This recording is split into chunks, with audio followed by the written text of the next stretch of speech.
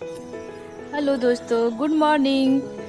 आपको जानकर आश्चर्य होगा कि दुनिया का दूसरा सबसे ज़्यादा ध्वनि प्रदूषण वाला शहर हमारा भारत का मुरादाबाद है। वहाँ पर 114 डेसिबल पॉइंट नोट किया गया है ध्वनि प्रदूषण का, और ये जारी किया गया है United Nation Environment Programme UNEP द्वारा। और प्रथम स्थान पर है ढाका बांग्लादेश का, और दूसरे स्थान पर है मुरादाबाद भारत का ध्वनि प्रदूषण में।